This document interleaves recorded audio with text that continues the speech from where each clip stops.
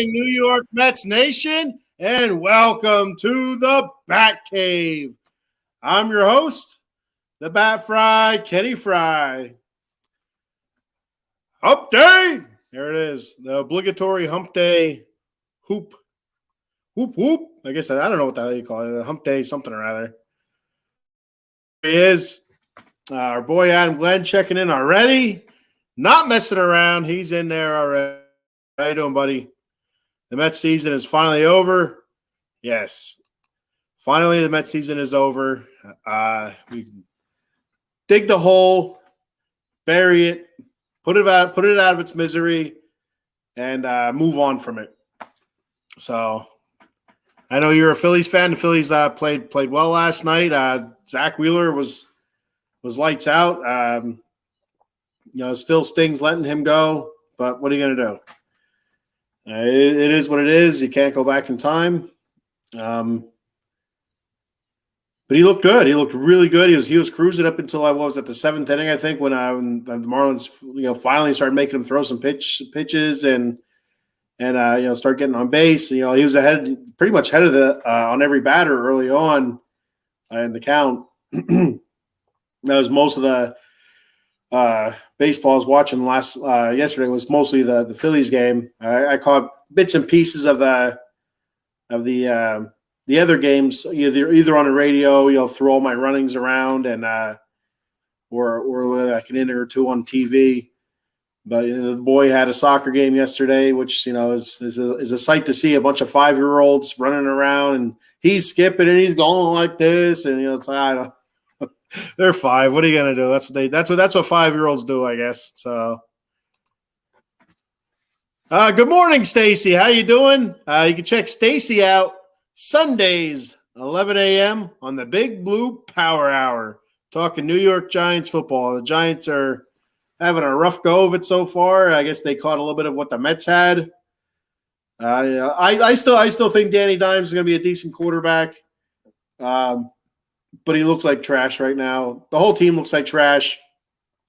Offensive line. I mean, I'm a Raiders fan. I know what trash looks like. The Giants look like trash right now. It's a bummer. I thought they're going to be much better this year. It's early yet. Things can turn around. But, basically 4 games in already, right? We're going to week 5. So don't want to wait too much longer to turn it around, though. Adam says, thanks. Froze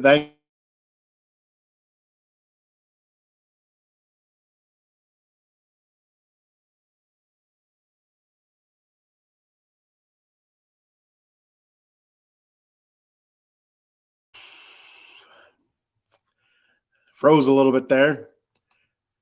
Stacy says, shh, let's not talk about the Giants, LOL. Stacy, I'm telling you, I'm a Raiders fan. I get it 100%. The struggle is real. It's a bummer. You have high expectations for your team going into the season, just like any sport. You have high expectations, and when you fall flat on your face, especially early in the season, it's a real bummer. It's a downer. So with that being said, speaking of downers and bummers and all that good stuff, we'll start off. We'll start the show off. We'll kick the show off here. Talk about the Mets finally wrapping up their season. It was a long season. I mean, from June on was so long. June seemed like 2 months, to be 100% honest with you as a Mets fan. June was so bad for so many players in that team. It seemed like it never ended. And when it finally did end, it's like the dust settled and you're kind of like, what the hell happened? It was really bad. Because April started off not too bad. April went all right.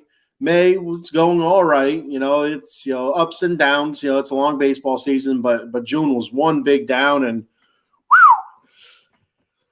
not like getting your pecker smack for 30 straight days. I mean, it was bad. And like I said, it was so many of the players just really struggled through June, and even early on before June, but it wasn't really all that noticeable until June came and the whole team just struggled and slogged through it. And man, Adam Gled says the last place Giants. Yeah. Stacy, my husband, is a Raiders fan too. He's a good guy, good fella, good man. Stacy says, shush it, Adam. Or hush it, not shush. Hush it, Adam. Adam, you're gonna make it. Dude, you're on so many lists right now. You're making every time you come on a show, making another list. This is unbelievable. I've never seen a man on so many hit lists. Adam Glenn, the ultimate hit lister. So the Mets finish off their season with a nice series win against the Phillies. They end up getting their pecker smacked the last game though, 9-1. Phillies weren't playing for anything, so you take it for what it is. A win's a win, I guess, but still it's a clunky ass way to finish the season. You look at the Marlins series before, the series was 1-1 going into the last game there, hoping to beat the Marlins out, potentially knock them out of the playoffs. Well, we had a bit of rain in New York City, apparently. If you haven't seen the news, I mean, some crazy ass flooding in New York. And, I guess rain wreaked havoc. There was a lengthy rain delay. They tarping the field. And I guess, I don't know exactly what the issue was, but the Marlins head coach, was helping the grounds crew pull the tarp over. And, he's peeking under at the field and he's saying stuff to the grounds crew. And then the grounds crew, I got on if it was the head groundskeeper. I'm not really up on that stuff. Was talking to an umpire or a major league official. I don't remember who it was, but the Marlins coach was pissed and he's, pointing fingers and hollering. It's like, you know what, dude, get a life. He has nothing else better to do than stand there and yell at the grounds crew. I get it. Potentially you need that game. The Marlins were winning, I think, 2-1. I don't know if it was like the seventh, eighth. It was near the back half of the game. But I mean, like, seriously, it's. If you need the game, then you come back and you finish it, whatever. I don't to be 100% honest with you, they should have just stayed there and finished it. If it was pretty close to the end, it's raining, the hell with it, just finish it. What's going to happen to the field? I mean, I guess you worry about injuries and stuff like that, but it really need to be finished. So it ends up being suspended, and they didn't finish it. So the Mets have one less game. The Marlins had one less game than everybody else. I think everybody else do. Mets Marlins 161. But he was super pissed, and I guess that really makes him feel good about himself to stand there and scream at a poor groundskeeper. So get the hell out of here. He's lucky he wasn't yelling at groundskeeper Willie from The Simpsons. He would have got his ass whooped by groundskeeper Willie. He would have ripped his shirt off, and if you're a Simpsons fan, you know what I'm talking about. Adam Glenn says he speaks the truth. You sure do, Adam. Most of the time. Sometimes you're delusional. Delusional. So moving on from that, a couple days later, the Mets fire Buck Showalter. Huge surprise to me. I don't know if you want to say fire or whatever. Moving on from him, I guess that's fired, but in a nice way. Then moving on from Buck Showalter. So that is what it is. How you want to say it, word it, or whatever. He was fired. With the new president of baseball operations coming in, David Stearns, Uncle Steve, as I guess we lovingly call our owner, said he wanted to kind of give him a fresh slate there. So, let him pick his own manager, and I'm sure that he conversed with David Stearns before doing that, because I couldn't imagine him firing a manager that potentially he would want to work with. So I assumed that he would fire the manager only after talking to a David Stearns, even though he wasn't on the job yet. He was still technically under contract with the Brewers. So the Mets let Buck go. Buck comes out, has a press conference about it. They have a little ovation for him as he hands his lineup card in, and there is a potential that could be the last game that Buck Showalter ever manages. He's been around for quite a while. Early '90s, mid '90s with the Yankees, to the Diamondbacks, the Orioles, Rangers, and the Mets. And he had some. I was looking back. I knew he had some pretty good seasons with the Yankees and the Diamondbacks and the Orioles. But he had quite a few above 500 seasons. 80+ wins. He had a 100 win season with the Diamondbacks, 101 win season with the Mets. So that was his all time. His best season was the 101 wins. He had quite a few 90 win seasons with the Orioles, I think like 2 or 3. A bunch of 80 win seasons before the bottom just fell out. His last 2 seasons in Baltimore, which is unfortunate because he really had something going there. I felt you look back. I remember him managing there.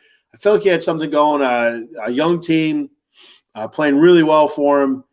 But then it fell apart, and it fell apart hard. I mean, I think the one season he won like 40 or 50 games. It was bad. And so that was the end of Buck. So, and it seems to be a reoccurring theme with Buck. Wherever he would go, he would turn the program around, turn the team around, have some really good seasons, and then the bottom falls out. So, I mean, either they stop falling, either they stop I don't say listen. Either he loses the locker room, the clubhouse, whatever you want to call it, or just instructions fall on deaf ears. I don't know, because he's a great baseball mind. I was really excited when the Mets hired him because I know he's a smart dude. I really liked his TV stuff. He's just really smart about baseball. He knows his ins and outs of baseball. Knows like the obscure rules. We seen that last year a couple times. Last season, a couple games. Buck would pull an obscure rule out of his ass, and the Mets would benefit from it. Terrific, fantastic. This year didn't work out that well. It didn't work out that way at all. So, it's just one of those deals. It comes in, turns the team around, bottom falls out. Now, I mean, it's just too bad that he didn't get to finish out his contract with the Mets, get one more season at least. But I think it was the right move. I really do think it was the right move. They need a different voice. It's a young team. The Mets, they're a young team. And this season just felt so different in so many different ways. I mean, I've watched many losing seasons with the Mets. I've seen quite a few winning seasons with the Mets also. But this one felt just really odd. It's like the team just no passion. I don't want to say no passion, but they didn't seem as passionate as they were the season before. The fight didn't seem like it was there. Like it was sucked out of him, like it was drained out of him. I don't want to say that was Buck, but I mean there was some stuff he said throughout the media, which I've mentioned the show many times before, that I felt like may have had an adverse effect. Younger players on the team, such as like a Pete Alonso or a Francisco Alvarez or whatever, and stuff like that goes a long way. I mean. You'd never hear Pete say it. I'm sure he seems to be from every report that you hear, great locker room guy. And when you have great locker room guys, they really don't spill out the beans like that. So you'll probably never hear Pete or Francisco Lindor say anything negative about Buck or spill the beans on Buck. But there's going to be some anonymous jerk off that's going to say this, that, or the other. This is where Buck went wrong or whatever. And sooner or later, that's going to come out. It's the locker room attendant, bat boy, shaver, whatever, said that Buck Showalter was whipping the guys with towels in between games. I mean, something like that. Something asine's going to come up somewhere down the road, and it's people are like, oh, so that's what happened. It doesn't matter. It is what it is. The Mets shit the bed. The players play the games. So not all the blame lies on Buck's head. I do think a good bit of it does because, there is strategy. There is calls to be made throughout the game that maybe he didn't make the correct, call to the bullpen or, like lineup changes or whatever it was, having, Daniel Vogelback in the lineup over and over and over again, really frustrating. But, stuff like that. So it's not all on Buck. The players need to perform. It's like for me, it's like a 70-30. 70% falls on the players, 30% falls on Buck. If you have a good enough team, sometimes you can win in spite of your manager. I'm not saying the Mets could have won in spite of their manager because Buck's not a bad manager. It just had a really shitty season. So you kind of look forward, is Buck going to find another head coaching job? I don't think so. It seems like the game might have passed him by with the whole analytics type stuff and, That's not who he was. That's not how he made his name as a manager. He made his name as a manager as strategic wise and attention to detail type stuff. And now it's all analytics and so. And that could be it's a different type of player now than it was years ago. Maybe he doesn't quite mesh with today's player as he meshed. I mean, then again, you go back and look at his Yankee tenure. He did have several clashes with players, throughout that time. There's also a bunch of players that loved him. So it's hit or miss with Buck. It really is.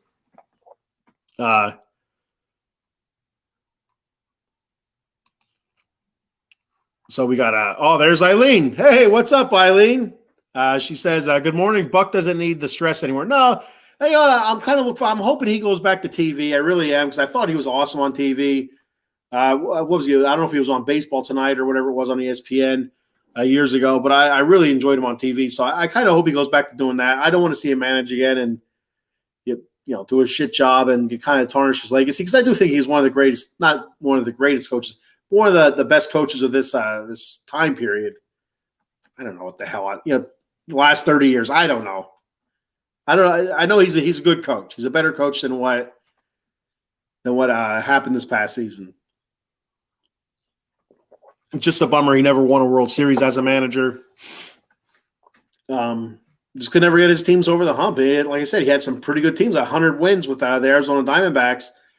Couldn't win that World Series with them. Just couldn't do it. He leaves, they win a World Series. So Yankees, he couldn't get him over the hump. You watch the Jeter documentary. Buck just really fighting tooth and nail to play Jeter. To not play Jeter. To really fighting against letting Jeter play. And he loses his job. Well, he loses his job basically because of loyalty. Apparently, in this documentary, because of Steinbrenner wanted him to fire one of his bench coaches. I don't remember who it was or which coach it was or whatever.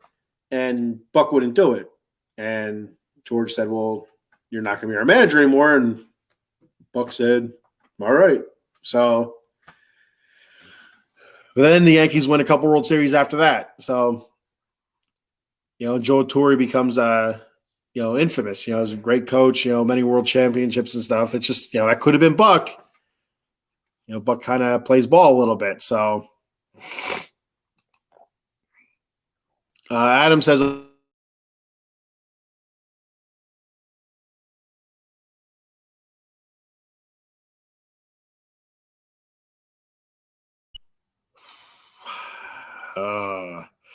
multiple number one fans. Keep losing signal again. It's a reoccurring theme now on my shows here. I keep buffering. I'm looking at the little up here in the left-hand part of my screen. There's a signal gimmick or whatever showing you how much signal I have. And I know when it's going to happen because it drops down for whatever reason. The little signal pie piece, whatever the hell you want to call it, comes up and all of a sudden it's filled, then it drops down to 1, and then I'm buffering. And then it goes back up to 3, then it disappears, which is good. That means I have good signal, and I'm good to go again. It's pissing me off. Eileen says, "Adam, I will get you one." See, Adam, you made another list. You're just pissing everybody off. All right, so moving on from that, I got some notable stats throughout the season. I'm a stats guy. I like hearing. I like seeing the numbers and reading the numbers and stuff. They don't mean anything if you don't win the games, but I still like to read them. So, we had Brandon Nimmo lead the team in average this year, 274. I mean, he started off like a ball of fire, hitting in the 300s for like maybe a month and a half, 2 months, somewhere around there. And kind of just started, you can see it starting to dive down. I think he got down into the 260s at one point, then he worked his way back up, started hitting better. And so it's a pretty good season for Nimmo, 24 home runs. I think that was 7 or 8 more than last season. RBI-wise, I think that was right around where last season was. OPS, 829. Only 3 stolen bases. I think that's a missed opportunity for Brandon Nimmo. I don't know if maybe he's just not a fast guy. He looks like he's fast. He plays center field like he's fast. Why stealing bases? Maybe he just sucks at stealing bases. I don't know. Because there is an art to it. There is it's not, well, hey, I'm fast, I'm stealing the base. It's a lot of practice goes into stealing bases. Taking leads, watching pitchers' moves and stuff like that. It's a lot of work to it, and maybe he just doesn't either put the work into steal bases or he just doesn't do it well. I mean, who knows? Francisco Lindor, who I think is the Mets MVP this season, had a terrific season despite his average hitting 254, which isn't terrible for a power hitter, but we know he can do better. 254, 31 homers, 98 RBIs, 806 OPS, 31 stolen bases. So 30 guy, first time in his career, I believe. First time a Met has ever done it, I believe. I think. I could be wrong. So congratulations to him. Like I said, I feel like he was our MVP. Played terrific shortstop this season. Should be in the running for a Gold Glove. Hopefully he gets it. I don't know. I remember who won it last year. If it was Dansby Swanson or some other jerk off from the Braves, probably. I don't know. Or the Cardinals. They had several Gold Glovers last year. But anyway, so hopefully Lindor's in the running for the Golden Glove and gets that at shortstop. That'd be a nice little win for the Mets there in a season of so many losses. Jeff McNeil finished out the season fairly strong and ended up on the injured list. I think that was a partially torn UCL. I think for McNeil. I could be wrong about that. I think it was a partially torn UCL. Does not require surgery, last I heard. But he finished 270, which, most of the season he hovered around, 230s, 240s. But the last 2 months of, month and a half, 2 months of the season really, really stepped it up. 270, 10 home runs, 55 RBI, 711 OPS. But back to Nimmo. The one thing that was a bit of a bummer about Nimmo was his amount of strikeouts he had. His strikeouts, I believe, went up this year. And he wasn't that far behind Pete Alonso in strikeouts. So, Pete being a power hitter strikes out more. There's a lot of bigger swings there. So hopefully next year, Nimmo, it's great to have those 24 home runs, but maybe go back to just the ball and play. Finding gaps, finding holes, and stuff like that. So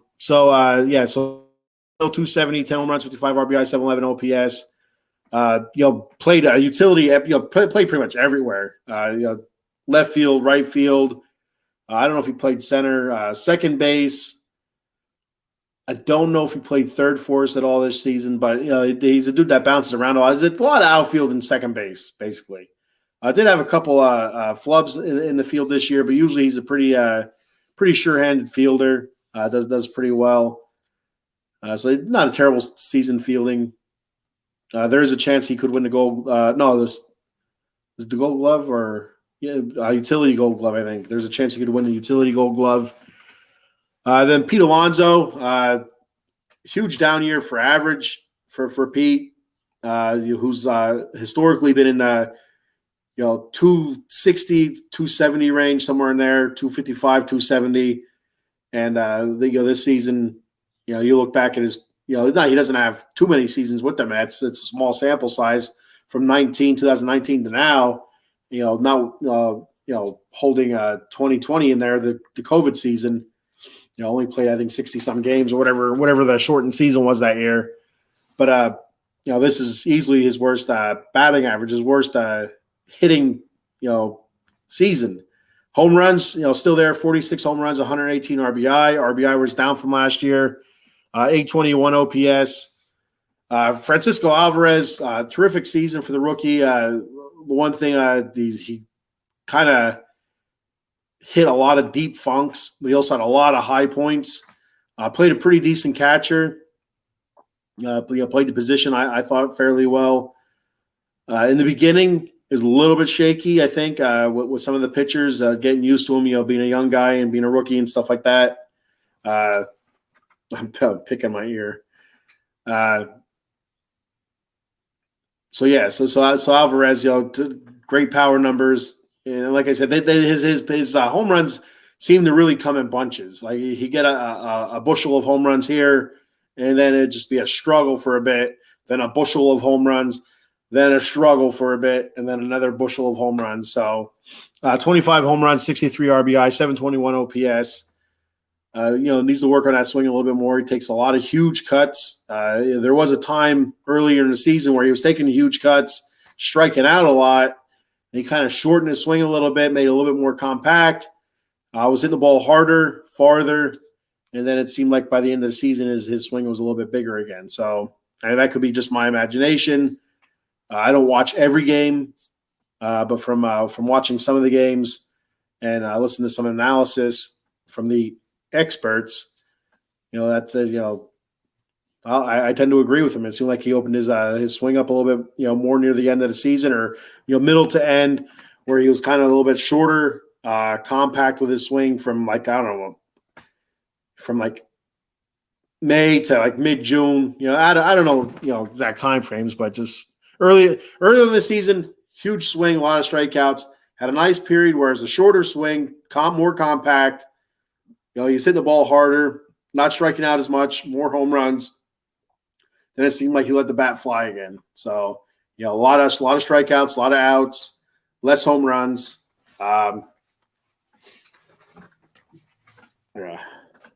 Telephone call from a spammer. Yeah. Let it vibrate over there. Anyway, Alvarez, fat ass Vogelbach, he had 13 home runs. DJ Stewart had a pretty good season as a bit of a fill in there at the end of the season. Hit the ball very hard, struck out a lot, but it was a nice story, a nice pick me up for the Mets there. Nice bat off the bench. Started a bunch of games as well. Fans seem to love him, so it'll be interesting to see what they do with him next season. If they bring him back, if he has a shot at making the roster, as a bench player or whatever, and see what he can build on from the end of the season this year. So it was a nice little story on an otherwise shitty season.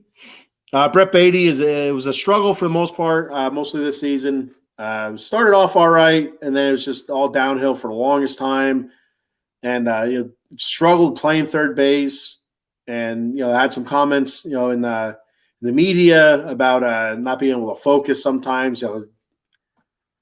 Games are long and it's one after another, and it's kind of pissed off the way you batted, so you're out in the field now, you're kind of just, dwelling on it, and then you boot the ball, that makes things worse. So they sent him back down, and eventually they brought him back up, and he was doing somewhat better. So but we know Beatty's a better player than what he showed this season. Hitting 212, 9 home runs, 34 RBI, 598 OPS. He's a much better player than that. Mark Vientos, he had 211, 9 home runs, 22 RBI, 620 OPS. He finished, I thought, pretty strong. He was sent down, brought back up. Well, he was started off down in the minor leagues. Then he was brought up. I don't know when it was, but it was a struggle. I didn't get a whole lot of opportunity either. Sent him back down, killed it again in AAA. Brought him back up, and he was hitting much better, and doing DH, playing some in the field. So I think he was playing a little bit of first base, a little bit. I think he played third. I don't know if he played outfield at all. I don't remember. And then finally, Ronnie Mauricio. Mets brought Ronnie Mauricio up this season, last half of the season, last quarter of the season, whatever you want to call it. He ended up finishing 248, 2 home runs, 9 RBI, 643 OPS. I still think he's going to be super dynamic. If it's with the Mets or somebody else, I don't know. Who knows what trade wise, who's going to stay, who's going to go. Our farm system went from mediocre to really good after the trade deadline.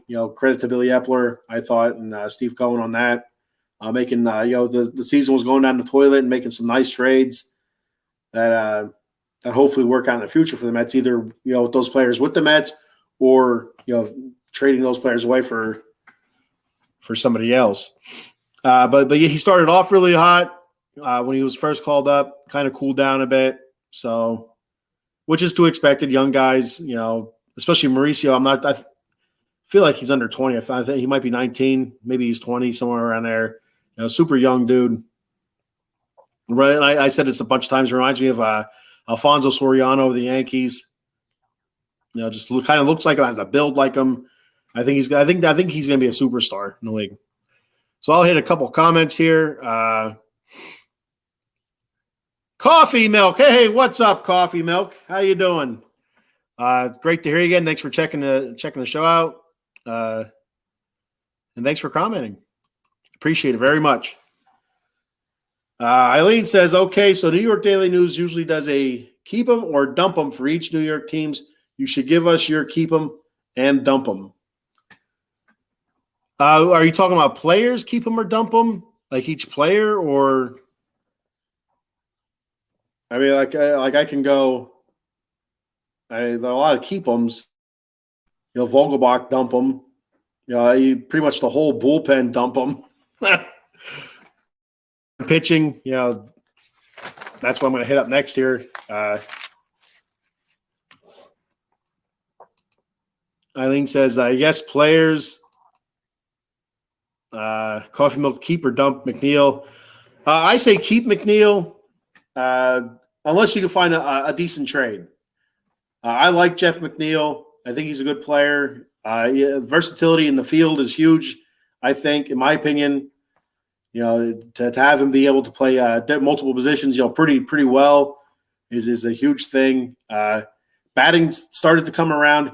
Seems to be a little bit goofy. I don't know if that's where the squirrel nickname came from because he seemed a little squirrely. I don't know, but there's some times in the season where talking to himself and just grounding out again or whatever, popping out because he popped out a lot this season where he'd be talking to himself and kind of kicking the dirt or whatever. I mean, but I'd like to see the Mets keep him unless they can find a decent trade.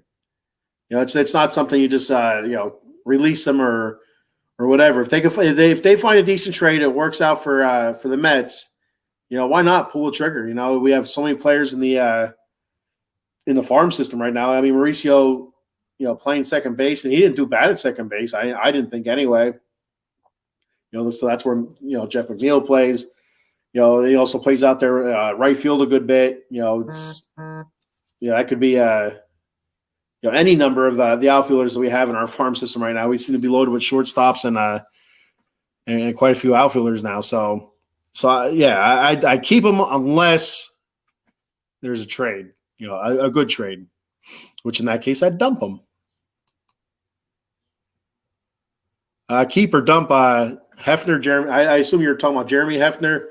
The pitching coach, I'd dump him. I think everybody in the coaching staff should be dumped.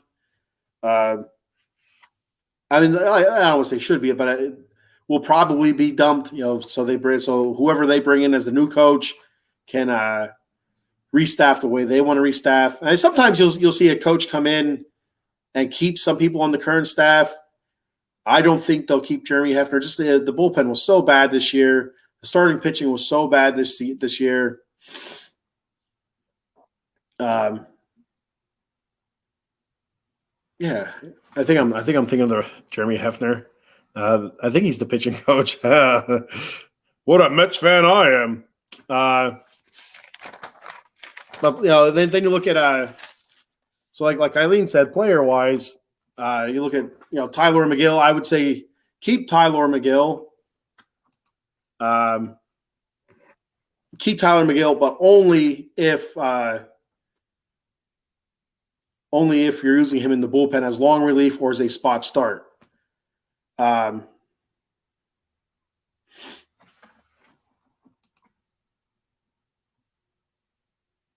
Hefner joined during a Cookie Rojas, so that's a couple. Okay. Yeah, I say dump him. I mean, we've had some really good pitchers come through. I think it's time. We definitely did not for the most part for the grand scheme of things, for if you look at it as a whole, pitching wise, I feel like it's not. It didn't get better this year, pitching wise. I kind of lost my train of thought there. Of course, Senga, got better throughout the season. Was that through Hefner? I don't know. Yeah, I don't think so. I think that's just getting acclimated, being used correctly then. But for the most part, I mean, it's hard to point like almost every pitcher struggled this year, almost every single one, and not just like a start or two starts. Large sections of the season, pretty much. It's hard to point a finger at a pitcher and say he didn't struggle for several starts. So I mean, it's I think when a new coach comes in, I think they'll clear out probably most of the coaching staff. I do think there's one guy they might keep. What the hell's his name? Well, he might even be the coaching candidate. I can't think of his name. Former player. Eric Chavez, I think it is. Eric Chavez. So they might keep Eric Chavez. I would keep Eric Chavez. If you're not gonna hire him as a coach.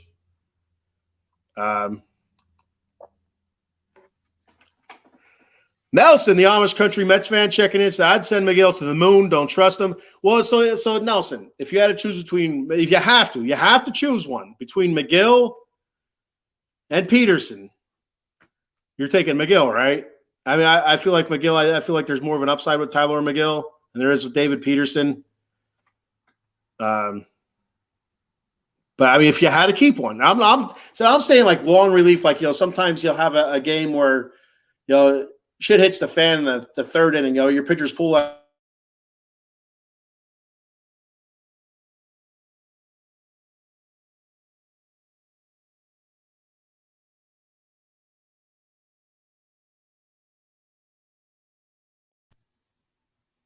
Hey, I'm back. Buffering, I guess. But yeah, so just somebody like a huge like innings eater. Like I wouldn't trust him in a tight spot. I wouldn't trust him in a one-run game in the seventh or eighth inning or anything like that. But or even spot starts where you have you want to turn your you want to turn your rotation over for a couple important series or whatever. Have Tyler McGill start there to flip that rotation around. I mean that could be that's where I look at McGill. That's how I see McGill now. I had high hopes for McGill coming into the season. I was excited when he made the rotation, but on that. Trade Joey to the Phillies. Trade your ass to the Phillies. He's talking about Joey Lucchesi. That's who Adam's talking about, Joey Lucchesi. I thought Joey Lucchesi pitched well in September. 3 starts. I think he pitched 6 innings, 5 2/3, and 6 innings in his 3 starts. I want to say 2 earned runs in 2 of those 3 and no earned runs in the 1. I could be wrong, though. Coffee Milk says, hey, Nelson. Coffee Milk says, I keep McGill. He learned Senga ghost fork pitch. What is it called? The American fork, or I don't know what the hell he was called, but he was calling it something like the North American fork. I don't know. But yeah, it's you're gonna have to keep one of them. I think. I'd like to see Peterson gone. As I read through these pitching staffs, Senga 29 starts, 12-7 win-loss record, 166 innings pitched, 202 strikeouts, 122 WHIP, walks hits per innings pitched, and a 2.98 ERA. Fantastic season. He should get some Cy Young votes. Should also get some consideration for Rookie of the Year. Tyler McGill finishing 9-8, 126.1 innings pitched, 105 strikeouts, a 1.58 WHIP, no ERA, and I feel like he pitched decent down the stretch. The finish.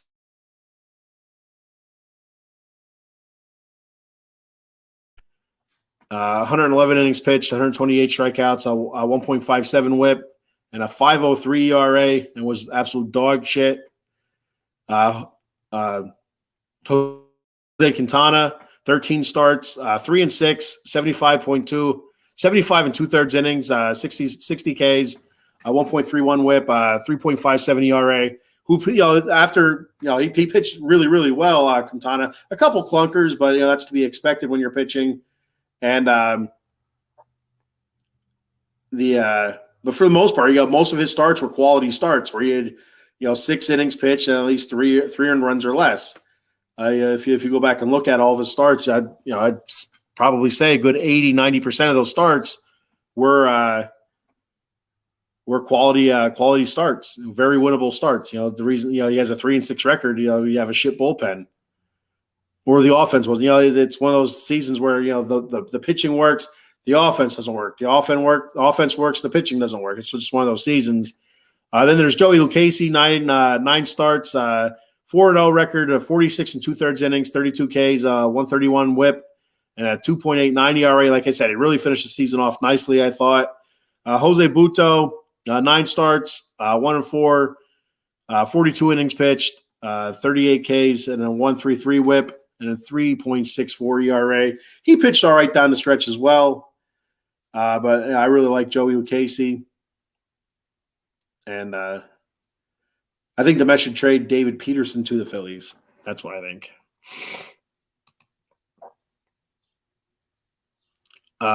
Eric Chavez. I remember. I don't know if I just kept picturing the Oakland Athletics, like who the hell was it? Who was it? And then finally Chavez popped in my head. Coffee Milk says American Spork. Oh, so that's what he goes. The Spork. There we go. 2 Ks. Nelson, the Amish Country Mets fan. You can check Nelson out on a whole bunch of Mets podcasts. The dude is podcasting his ass off. I was just listening to that Mets Roundtable last night. Great show. I think that was from 2 or 3 days ago. I think it was released.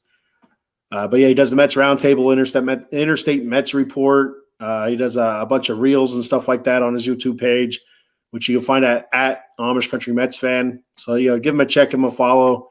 He said, actually, I'd take Peterson because he's a lefty, but that's only if you're forcing me at gunpoint. I guess because there's not many lefties at all on the Mets pitching staff. Period.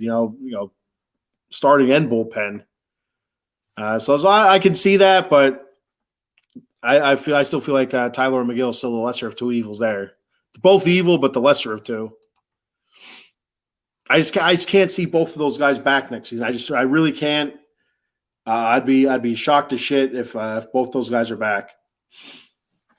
All right, so moving on to the first full press conference I've ever watched. The David Stearns introduction. Real quick, I got a comment here. Who had a better season, Lindor or Pete? Lindor did. I said when I was breaking down, I don't think you were on yet, Coffee Milk. But I said I felt like Lindor was the MVP of the team this year. It was a shit season, but there's still somebody that played really good, and Lindor was that guy. I'll be the first one to say that I gave him a whole lot of shit in the beginning of the season. Not hitting as well. I said he shouldn't be in the All-Star team. Nelson yelled at me, made me feel bad about it. So I went back and I was looking again. I'm like, well, you know what? He's having a pretty good season. And it just continually got better and better and better. So thank you, Nelson, for opening my eyes and kind of showing me the light, showing me the Lindor light. There it is.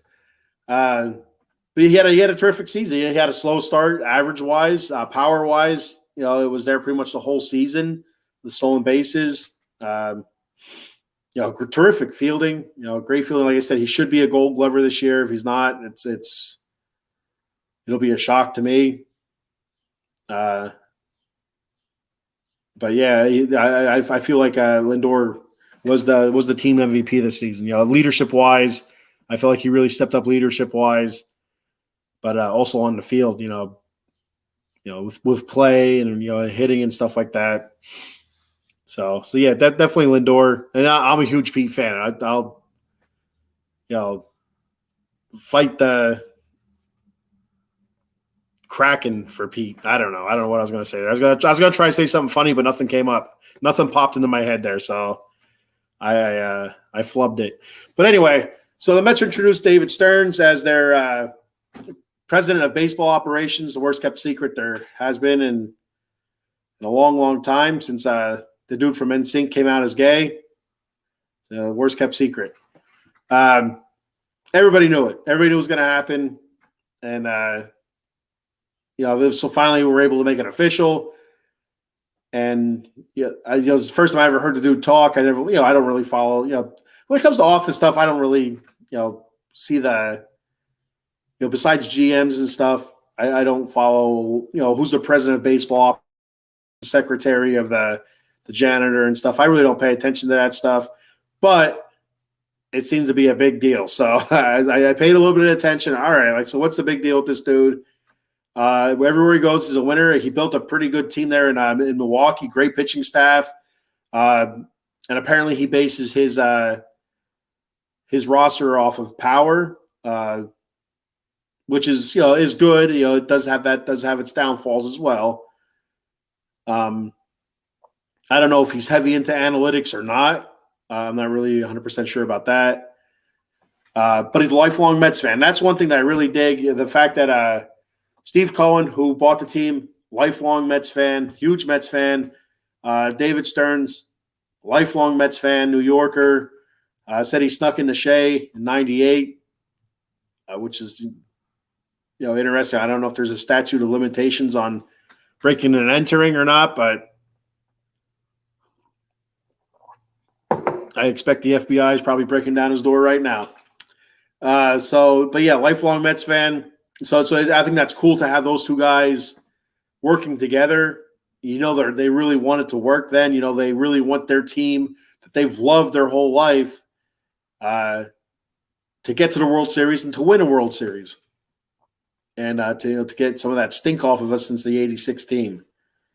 And the one thing I thought about on my way home this morning was when you're in a sport, a professional sport, and you grow up in a city and that's your team growing up. You love that team, you're loyal to that team, and you make the professional sports either as a player or somebody in the office or manager or whatever, and you're on a different team, and you're working for that team. Do you still have those feelings that that's your favorite team? The Mets are my favorite team, but I work for the Brewers, but I still love the Mets. I just wonder how that works. Are they able to not focus? I don't know. I don't know what words I'm looking for. Are they able to not let that affect them? That we're playing my favorite team, or my favorite team needs a lefty pitcher or whatever. Maybe I should send them. I don't know. I assume they look to professionals. That's why they're in the position they are.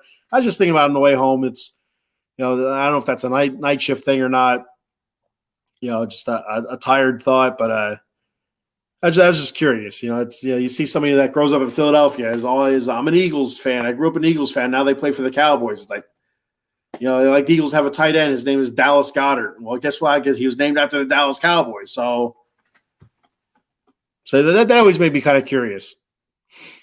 There has to be something, a little something. Nelson, the Amish country Mets fan, says, I'm Lindor's PR guy. I'm just not kidding. Absolutely. I mean, you fought tooth and nail the whole season pretty much on the old Twitter box, from Twitter to X. You fought all season with people about showing Lindor some love, some respect, and you were 100% right. Like I said, I'm one of those people that I can easily accept when I'm wrong. I can 100%. I admit it. Oh shit, I was wrong. Okay, I didn't realize that, or I didn't look at it that way, and I didn't deep dive into this part. And so, like you said, look at the numbers, look at this, and this. And I started looking at it, and you know what? He is kicking ass in the field. You know what? His power numbers are better than all those other jerk-offs at shortstop. Just his average is down a bit.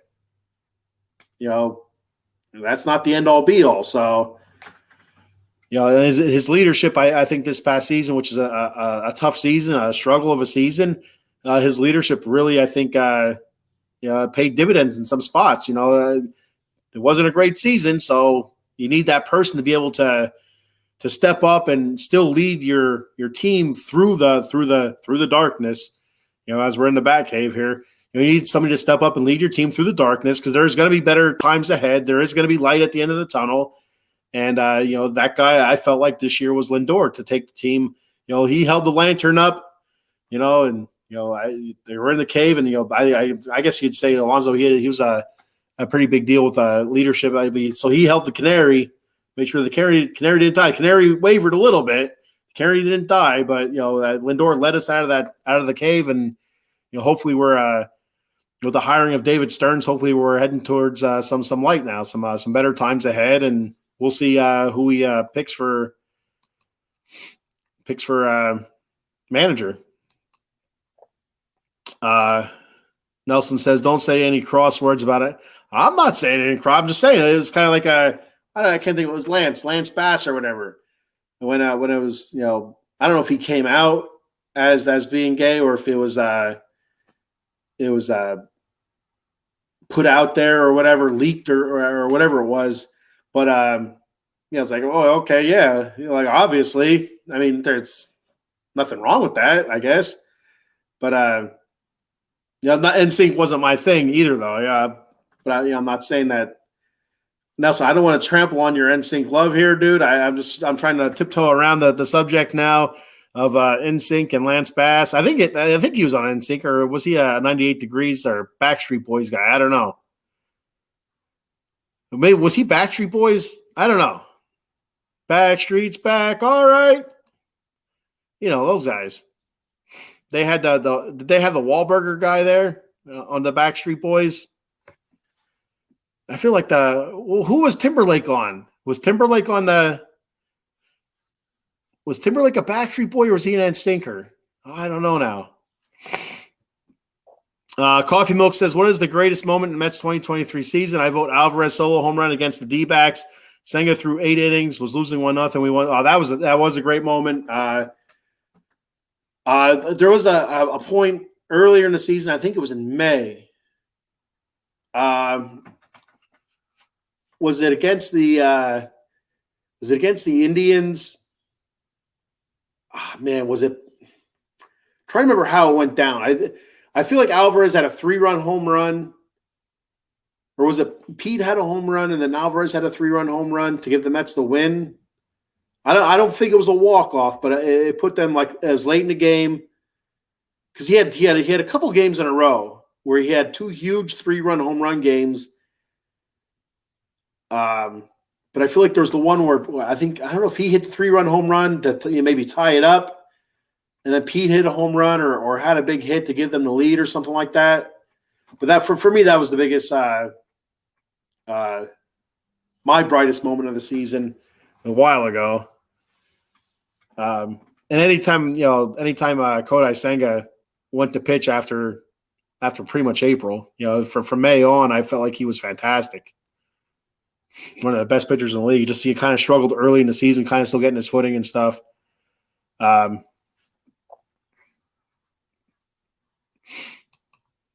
yeah, I remember that D-backs game. Was that the game where Senga had 11 strikeouts or 12 strikeouts or something like that? Or was that? Or am I thinking Phillies? I think he had a game against the Phillies where he went 8 innings. 7 or 8 innings, and he had a ton of strikeouts, gave up either no runs or 1 earned run, which was a pretty awesome game as well. Joe Sullivan, what's up, Sully? Senga is a big part of the future for y'all.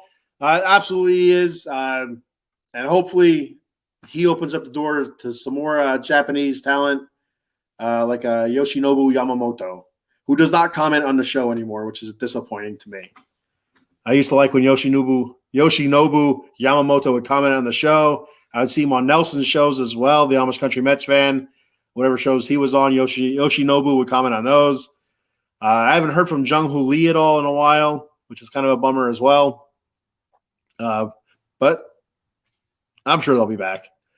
You can check Joe Sully out on the Sully Squad on Mondays. I think that's at 6 or 6. I think that's 6:30 on Mondays. The Sully Squad talking Philadelphia sports.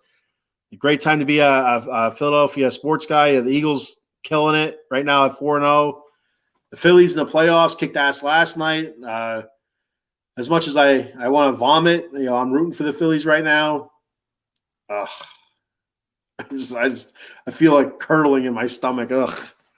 But I am rooting for the Phillies. I'm not going to say red end the month. I'm not going to do it. I just won't do it. It's not going to happen. Just like the whole saying ring the ding dong. I'm not going to say that either. Not going to happen. I won't do it. I'll root for the Phillies in the playoffs right now until they play a team that I like a little bit better. I like seeing my daughter happy when her team wins. That's a father thing, and it pisses me off that I'm that way, but that's how I am.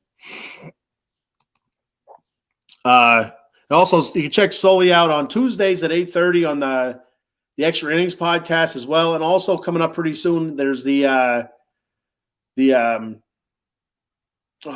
the hell? Throwback show. I can't think of the name of it right now. Old School. The Old School show coming up in the next week or two, I guess. Or is it this week? I don't know.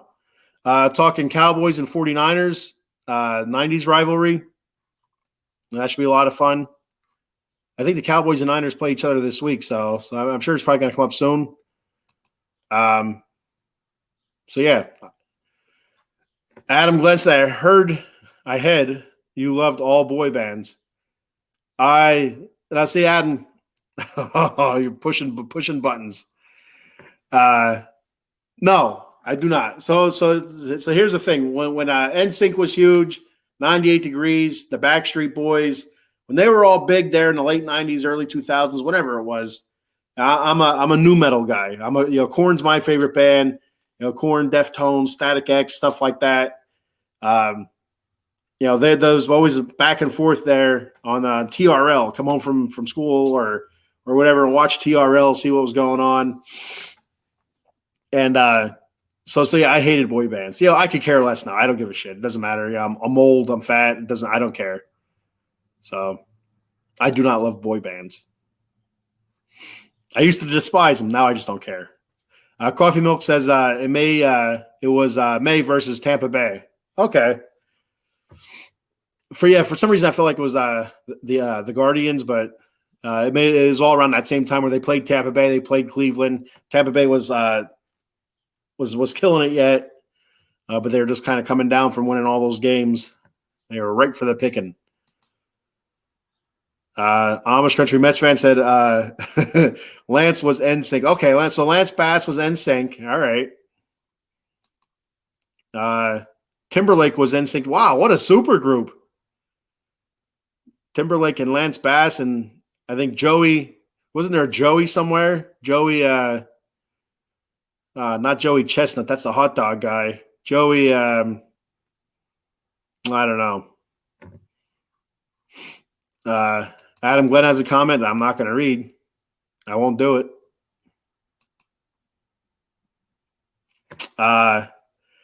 Nelson says Donnie is New Kids on the Block.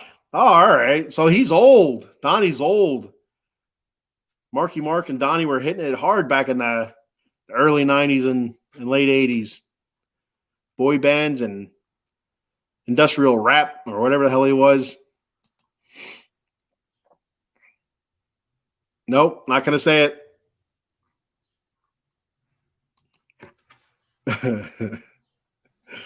Nelson said, I'm going to start an NSYNC podcast. No, that's cool. I mean, Nelson, because I like it, I'd check it out. But I tell you, I'm not going to be thrilled about it. And I won't check out the whole show either. It's like a 5 minutes at the most. Ken looks like a guy who could do the bye, boom, boom, right? I can't do it. I can't do the dance, but I could do they do the little wave. I could do that, but I can't do the whole jumping. I have no coordination with it. I can't do the jump and the fist thing and and then they do a thing like that. I could be in a boy band, to be honest with you, with my voice, my looks.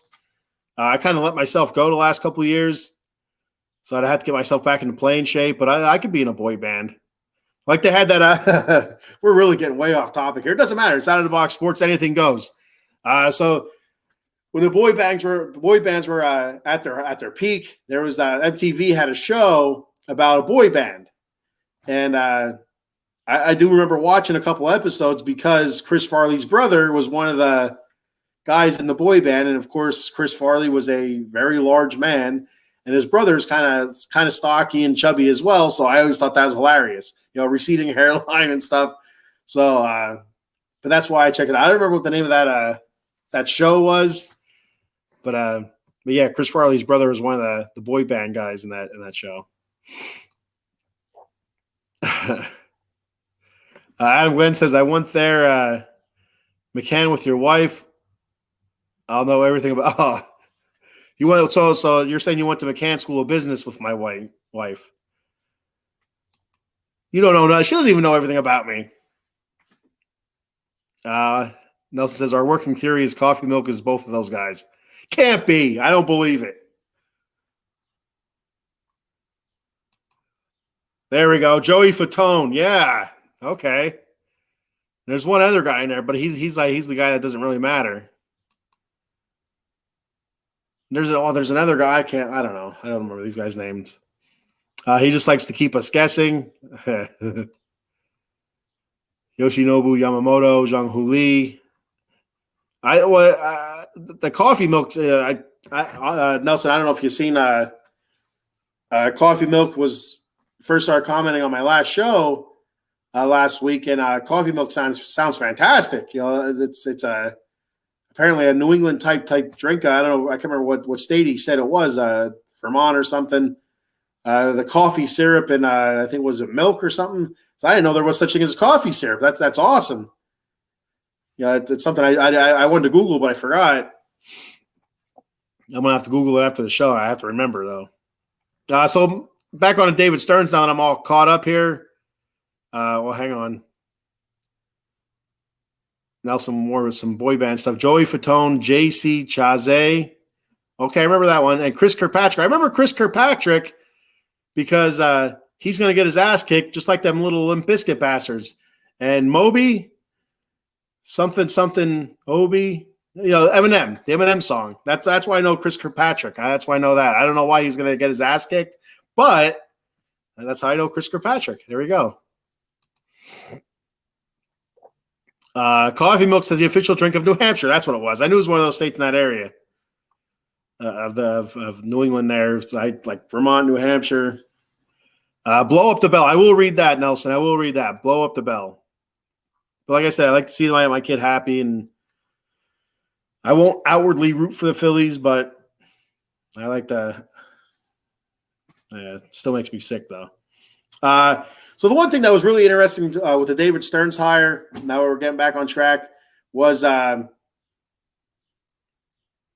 he was Steve Cohen's only choice. Steve Cohen said, they well, I don't know what reporter it was, asked him, said, was there did you have anybody else, in mind or in line to interview? And he said, nope. That's just like that. Nope. That was his guy. There's other I don't know what the hell they call themselves. Owners. It wasn't owners, but other people within the league that were telling Steve Cohen, you got to hire this guy. You got to hire this guy. Blah blah blah. So I mean, it comes with a high regard from a lot of different people, and the one thing I liked about David Stearns, I watched his press conference, and every other word he said, and that's just like me. So I mean, who knows? I could be, the next president of baseball operations for somebody, because I just, I don't even realize I'm doing it half the time. But when I do realize I'm doing it, it really makes me irritated. I'll be like, yeah, so and it's frustrating. Another thing that was, see, there it is, a little bit surprising, but not too surprising, was when he said that 2024 Pete will be he expects Pete to be at first base for the Mets. People take that as, okay, either that they'll work out a deal or, they don't plan on trading Pete in the offseason. You take for me personally, I take the word expects with a grain of salt. There's, you can expect a lot of things. You watch a weather forecaster, we expect 4 to 6 inches of snow, and you end up with an inch.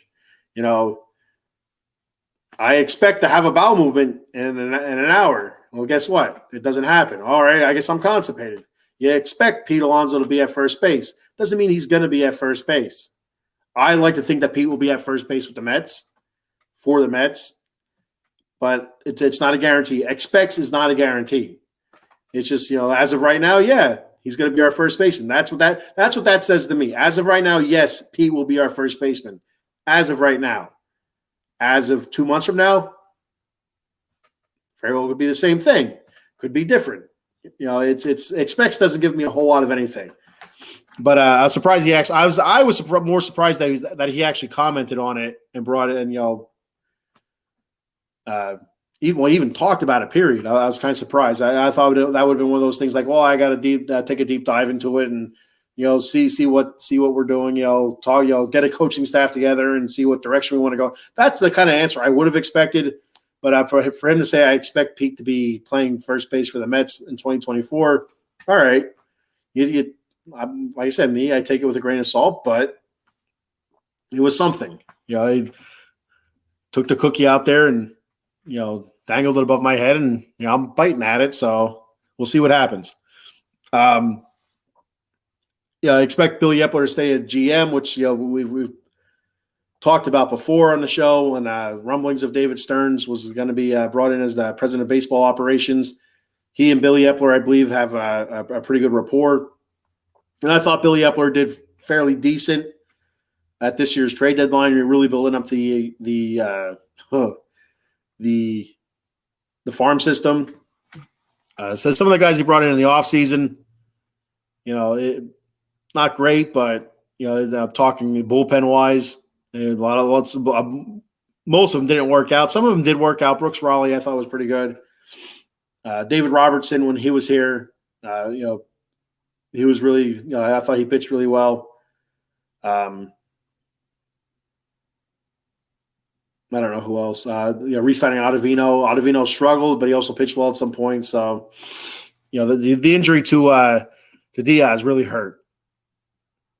Yeah, it comes down to that, and that's not the main reason why the Mets sucked ass this year. But you could look at it.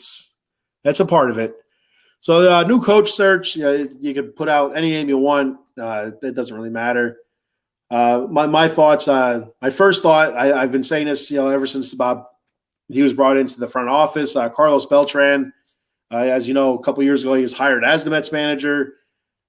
I don't remember if he had to resign or if they fired him or we'll let go of him, whatever it was, because of the whole Houston Astros scandal going on there and stuff. So he lost the job. Went away or went somewhere, I don't know. They brought him back in the front office. As soon as they brought him in the front office, I said, I wouldn't be shocked if in a year or two he's the manager of the Mets. As soon as Buck is ready to retire, they have him there just waiting. So I still believe that. I still believe Beltran. In my opinion, I think Beltran's the leading candidate. A lot of people are talking Craig Counsell because of his work with David Stearns in Milwaukee. Counsell wasn't his manager when he took over the job in Milwaukee as the president of baseball operations, but he kept him for a reason. They worked together for so long for a reason. He's comfortable with them. I guess they're on the same wavelength. But I was listening to I think it was the Mets pod brought this up about Craig Counsell not renewing his contract as of right now with the Brewers. Saying that he has 2 teenage girls. I think they said 2 teenage girls in high school in Milwaukee. He's from the Midwest. His family's in the Midwest. Why would he want to go to New York City? He's a Midwestern type guy. And, I kind of get that. I think that does play a pretty big role into whether or not you bring in Craig Counsell. Can he handle the pressure of New York City media? New York media and fans and stuff like that. I feel like I'm trying to remember Craig Counsell's playing days. I feel like he played in Miami or for Florida Marlins, whatever the hell you want to call them. But I don't remember. I don't remember who else he played for. I don't know if he played for Milwaukee. I feel like he played for a couple different teams when he played in the league, but not that really matters. But I don't feel like he played for any large market teams. But I could be wrong. Gabe Kapler was just fired by the San Francisco Giants. So that's a name that I heard on a couple podcasts I listened to over the last couple days. Not a huge fan of Gabe Kapler since his Philly days. It seemed like he lost the locker room pretty quick in Philly. It seems like he lost the locker room pretty quick there in San Francisco. He's like a fiery guy. I don't know. So I don't know if that's it or if he's just, maybe he's a dickhead. I don't know. With his little glasses and stuff like that. Maybe he's a dickhead. So that's what I have on Stearns. That's the first press conference I watched from beginning to end. I watched it last night on break at work. I mean, it wasn't very long. At least what I assume was the whole press conference. It wasn't very long. Maybe there was more. I just didn't see it. But got a couple of comments here. Let me we get through them here. We got Nelson say somebody clipped that part of the show.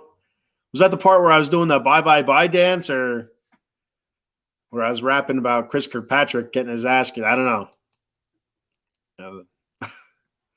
Adam Glenn saying those words. I'm not going to say. Hey, Paul Spencer, Maiko, Mr. Fuji 2.0. What's up, brother? You can check Paul out on several shows in the network. Dem 215 boys, Wednesday nights at 9:30, talking Dallas Cowboy football. You have the College Football Frenzy. I believe that's 8:05 p.m. on Wednesday. So tonight, 2 shows tonight for Paul usually. You'll have him 8:05 p.m. or 8 somewhere around that time. He and Bill Furman talking College Football Frenzy. Then at 9:30, Dem 215 boys with Matt Klein, the TOP, the Tower of Patience. Not power, he's a daddy. Tower of Patience. And Cowboy Dave Yarnell. You can check those guys out. Dem 215 boys tonight at 9:30. Also, Paul does the Golden Dome podcast pregame, which is Notre Dame football, 11 a.m. And he also does a postgame after the game. So whenever that game's over, check out the Out of the Box Sports Network. Hit that subscribe button on YouTube and then the little notification bell, and I'll let you know every time when it's on. So do that. And he also does a pregame and postgame for the Cowboys on Sundays or Mondays or Thursdays, whenever they are.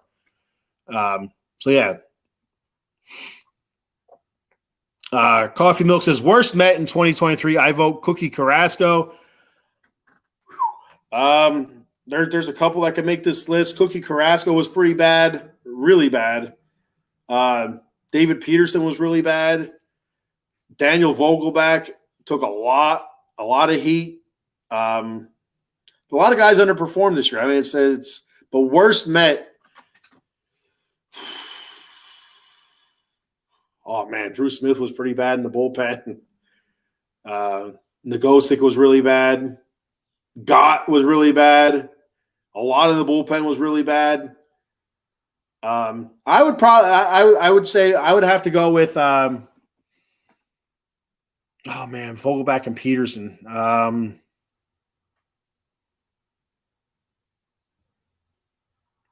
gonna go. Shit. I'm going David Peterson. The hell with it. I really want to say Daniel Vogelback, but he's such a jolly looking fella. But I bet I don't know. I don't know the guy, so I don't want to say he's a douchebag, but maybe he is. I don't know. He looks jolly. Yeah, could I be wrong? I don't know. Adam Glenn says cheater, talking about Carlos Beltran. All right. Coffee Milk said rank the Mets team needs pitching, bullpen, hitting. Bullpen's absolutely top.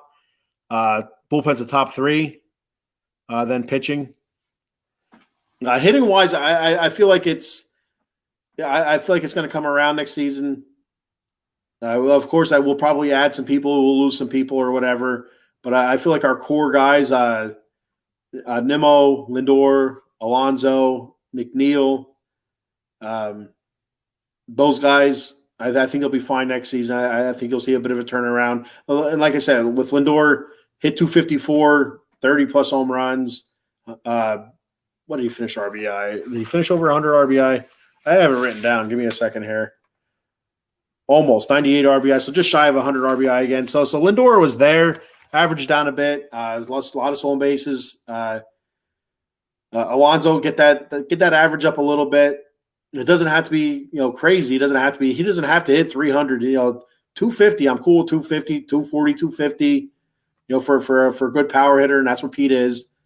He's a very good power hitter, and Alvarez, take that next step, hitting wise. It's going to be really important for the kids or the baby Mets, whatever you want to call them. It's really important for those guys next season to take that next step to improve. You have to worry about the sophomore slump. It's hard to have a sophomore slump when you kind of slumped in your freshman year. So it's kind of one of those things. And again, Alvarez played the best out of all of them, out of Beatty, out of Mauricio, out of Vientos. So you kind of worry about a sophomore slump with him, but it was a good season power wise for him, a good season behind the plate, but average down very very low, a lot of strikeouts. But it's hard to have, like I said, a sophomore slump when your freshman year wasn't great. It was not terrible. Like these guys are young, you gotta give them time. Sometimes it takes a couple seasons. I'd hate to lose a guy to prematurely trade a guy away like a Vientos, a Mauricio, Beatty. Trade one of those guys away and then have 3 years down the road them being talked like they're MVPs. It's a fear that you have as a Mets fan. You trade somebody away and then they start doing good. And you worry about that with the young guys. You trade them away, and all of a sudden they're fantastic 2 or 3 years down the road because you were too impatient to give them the time that they need to develop. And that's why one of those things that David Stearns and Steve Cohen talked about. 2024 they're going to be competitive, and being competitive could mean several things. That what we're going to be good, in the playoff hunt. Does that mean that they're going to be competitive? That hey, we're going to put a team out there that's going to lose a lot of games, but we're going to be in a lot of games. That's competitive is another word that you kind of take either way. But when I hear we're going to be a competitive team. That tells me that they're aiming for 500. Aim for a playoff spot. You get low to mid 80s wins that puts you in playoff contention for a wild card, and that's a competitive team to me. So. And you're not going to be a competitive team without those guys. You got to give them time to develop. So they're not saying we're going to be a World Series team, a World Series contender next year. Competitive. Give them time to develop. Give the young guys time to develop, and see who else you could bring up. Potentially like Acuna. I can't say it, or somebody like that. Who I do, I don't know a whole lot about the minor league system. That's more of a Nelson thing. He does a hell of a job with the minor league system. The Amish Country Mets fan, he really digs deep into the farm system. So whatever he says, I kind of, it's the gospel to me. But I'd like to hear his take on who could be the next year's kids. Is there anybody that's brought up next season, potentially like a Gilbert or Acuna? I feel like Acuna could be one of those guys that is brought up halfway through the season to give the Mets a boost or a push. We'll see though. But yeah, definitely bullpen. I think is a top need. Adam Glenn said Paul's the man. You're a suck ass, Adam Glenn. Whatever, suck ass, kissing Paul's butt. Coffee Milk says Brigham was the worst. Brigham was really bad. Brigham was another guy that was really bad. I don't know about the worst, but he was really bad. I feel like for some reason, Drew Smith was just bad every time he went out there. Not everybody was bad every time they went out there, but it's just a feeling you feel like you see Drew Smith come in and like, oh, he's going to give up 4 runs. Coffee Milk also says, did you notice Francisco Alvarez started slumping when the Mets asked him to tone down the celebration? Yeah, and that's something I talked about earlier in the show. It might have been before you popped on when I was talking about Buck. I feel like the game has passed them by. I feel like there was a mood change in the team, and there were so many things in the media about what potentially Buck has said. What Buck did say, especially about Pete Alonso's rail humping and cursing and stuff like that. Celebrations. And after that, like everything was toned down. I've mentioned on here several times, many shows. I know Nelson has mentioned it on his shows as well. But something happened internally, and I feel like it was something with Buck, trying to tone down the team's celebrations. But I feel like they need to have that. They're a young group. They are a young group. They need that celebration. They need that boisterous, jumping up and down, God forbid the humping of the railing for whatever reason. That was a thing for a couple games, before it got shut down. And they need to have fun. They need to be able to express themselves. I mean, I watched. So here's the difference. It makes me want to vomit again. Watching the Phillies last night, so here's one thing. I'm sure if you're watching this and you're a Phillies fan, you know exactly what I'm talking about. But I believe it was Nick Castellanos hit a double, I think it was. He gets on base. He does the whole nuts thing from Major League 2, which Buck would not allow. I'm telling you, Buck would not allow that. And then he goes like that. I looked at it. My daughter's watching. I looked at her. And I'm like, well, maybe she doesn't know what the bird is. But I'm like, did he just flip the middle finger to his team or to somebody else? And I'm like, no, that had to be a different finger. Maybe he gave like the one. I just didn't see it. But here it's his ring finger. He flipped the ring finger for whatever reason. And, does that mean he wants the ring, the championship, whatever? It could be that. That could be it. But Buck would went to the media, condemned, kind of that's not who we are, blah, blah, blah. Let them do it. Watching the Phillies celebrate all up on the rail, banging the rail and stuff like that. That's what the Mets should be doing. That's what that team should be doing. Loud, boisterous, excited. But it seemed like after May, after there was the couple series there with Tampa Bay and Cleveland, where the Mets, really pull off some really big games against some decent teams. I know Cleveland kind of shit the bed this season, but they were a playoff team the year before. And, a lot of celebrating, and Buck didn't like it. Buck, said stuff, I'm sure, behind closed doors, but also said stuff in the media.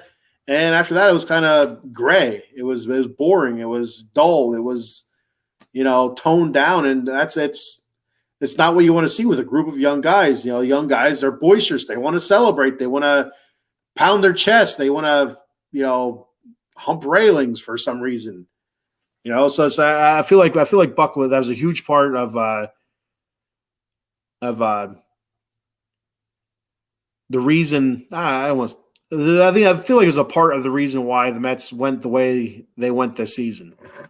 Because team camaraderie is a huge thing, and a lot of that comes through celebrating. And if you can't celebrate the way you want to celebrate, express yourself the way you want to express yourself, then you're gonna get pissy. You're like, oh, I ain't gonna do nothing. Then the hell with it. I'm just gonna clap and give a golf clap and whatever.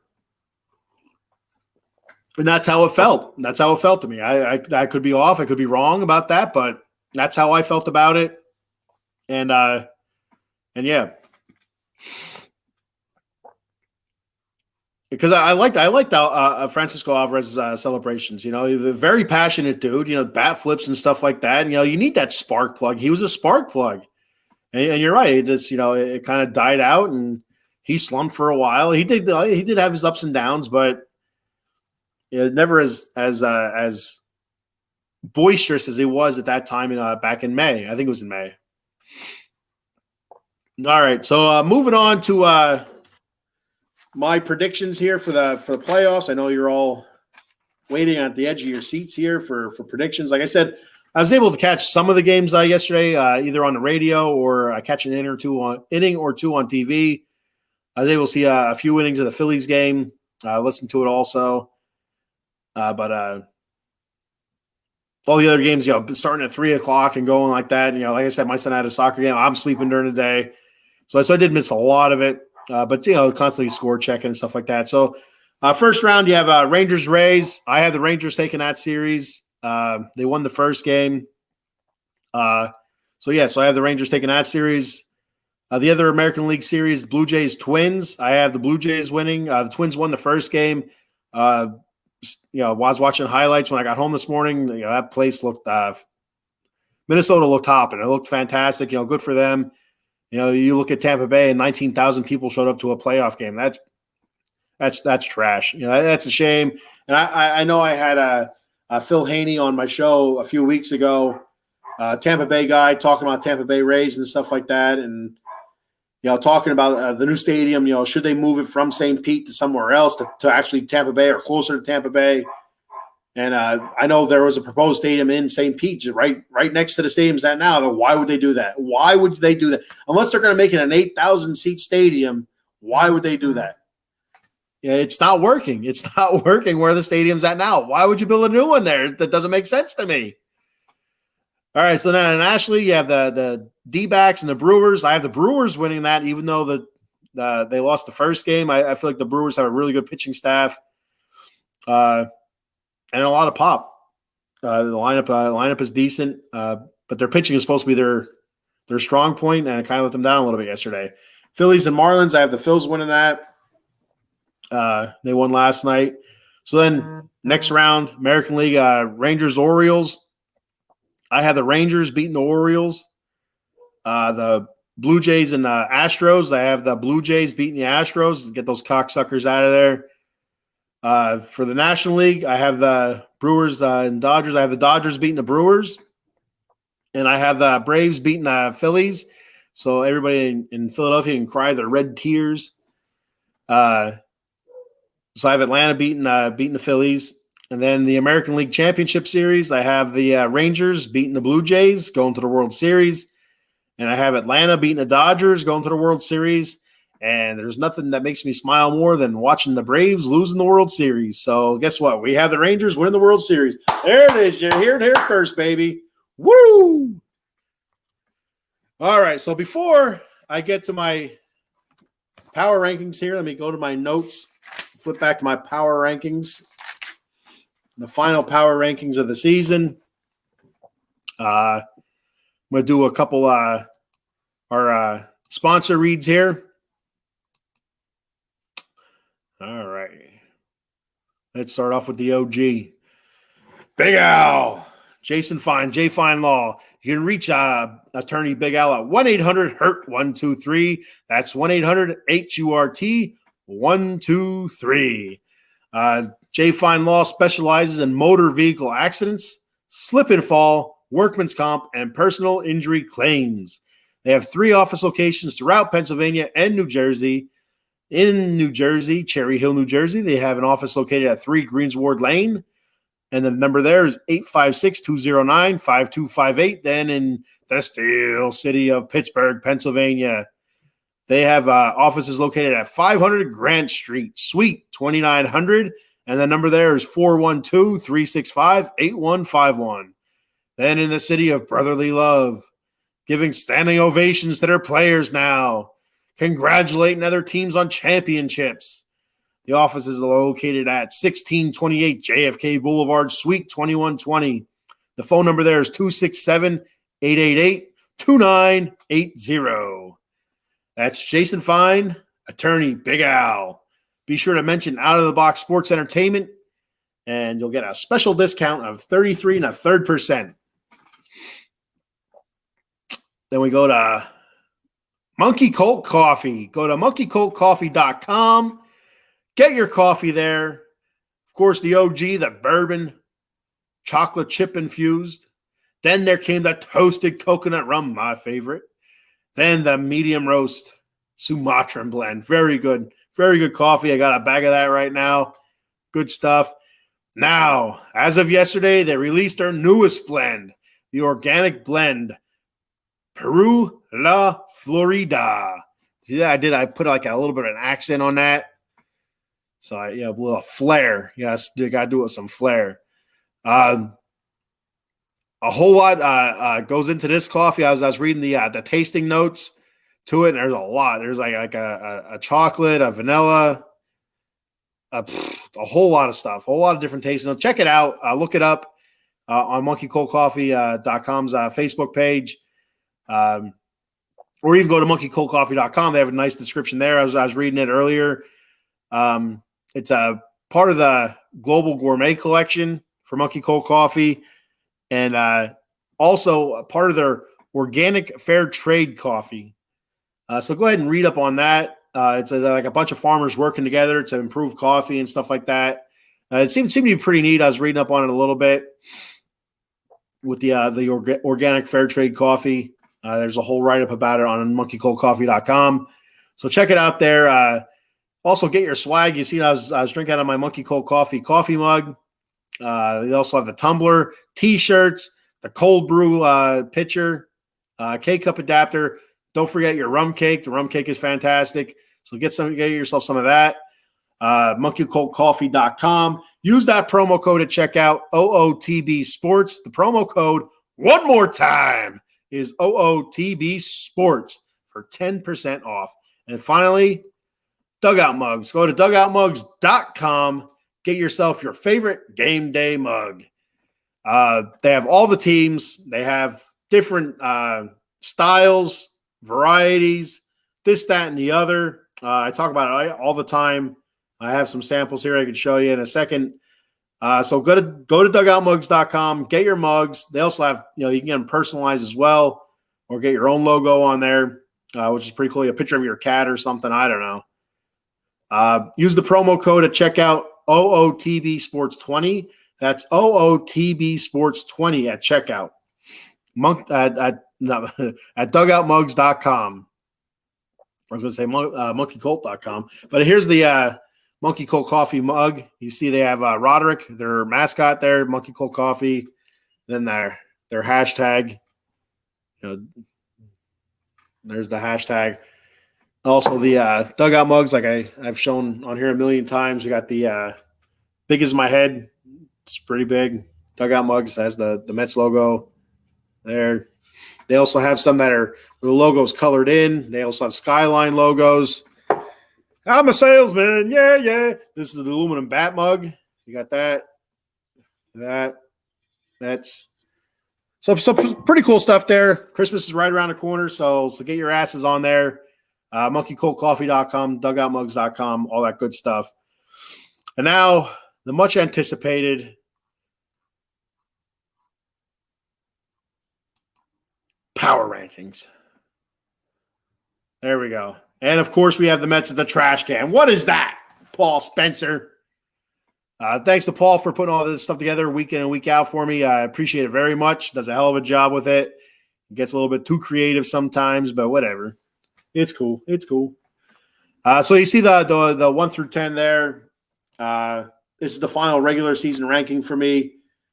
Now I'll do it throughout the playoffs. And so Braves number 1 again. Orioles number 2. Rays 3. I bumped them up. Dodgers down to 4. Phillies stay at 5. Rangers 6. The Astros 7. I bumped them up a couple spots. Blue Jays 8. They stay at 8. Brewers jumped up a spot at 9. And you have the Marlins at 10. I really struggled with the Marlins and Diamondbacks. I feel like the Diamondbacks probably are the better team. I probably should have went with the Diamondbacks at number 10, but I guess what? I didn't, so whatever. They're my power rankings. Do your own damn power rankings if you don't like them. And that Mets trash can. Damn it. So that's all I got for today. Let me do the show reads here real quick.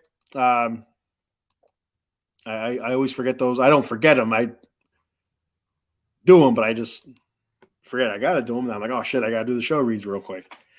So the show reads. So like I said earlier about the Sully Squad, Mondays you have Joystick Junkies, Sully Squad. Tuesdays, the Commanders Gridiron at 6:30. I think Joystick Junkies is at 4:30 on Mondays. Sully Squad, I think, is at 6:30. Tuesdays, 6:30 p.m., the Commanders Gridiron talking Washington Commanders football. Also, extra innings on Tuesdays at 8:30 p.m. Wednesday mornings, you have the Bat Cave, of course, with me, 10 a.m. Fuji's Philly Flair should be back pretty soon, the next couple of weeks, talking Philadelphia sports and entertainment. The College Football Frenzy, like I said, that's around 8:05, 8:10, somewhere around there with Paul Spencer and Bill Furman. The College Football Guru. Dem 215 boys at 9:30 p.m. Talking Dallas Cowboys football. Thursdays, the NFL Weekly Pick'em Show. NFC East War Room is also Thursdays at 7 p.m. I feel like the Pick'em show's at like 6 or 6:30. I can't see the times. The Old School Show, like I mentioned earlier, should be coming up very soon with the 1990s Dallas Cowboys and 49ers rivalry. The Atomic Drop podcast, Fridays at 10:30 p.m. Now this week, we should be on at 10:30 p.m. on Friday. If it does change, I'll be sure to let everybody know and change it. I do have the broadcast already created for Friday at 10:30, but there is a chance we go to Hershey again. The kids love it. I like it too. It's a lot of fun, pretty neat Halloween stuff, and it's always funny watching people get scared. So that's Atomic Drop podcast. Myself and Cowboy Dave talking WWE wrestling. Some wrestling. Saturdays, the Golden Dome podcast, 11 a.m. And also there's the post-game Golden Dome podcast after the Notre Dame game. And my newest show, the Silver and Black Lair, talking Las Vegas Raiders and LA Kings hockey. So from pigskin to puck, I got you covered. This Saturday, it will be at 10 p.m. And then Sunday, we have the Giants pregame. And we also have the Big Blue Power Hour for the Giants at 11 a.m. on Sundays. And Dem 215 boys pregame and postgame.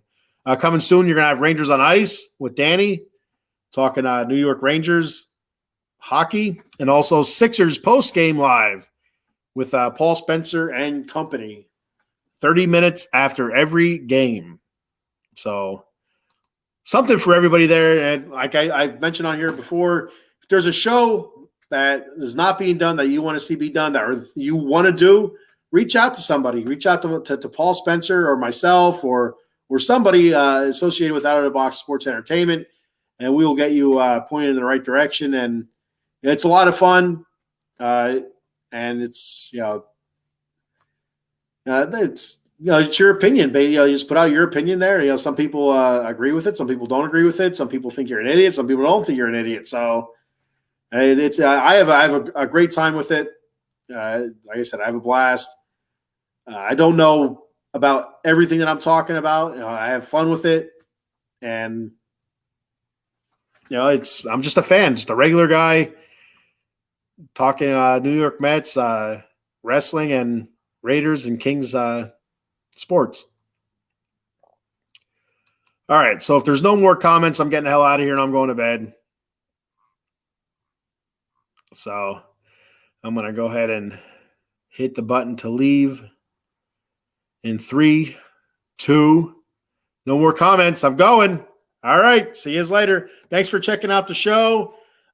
Here's the next season. Let's go Mets. I'll be back next week. Same bat time, same bat channel. See you guys later. Thanks.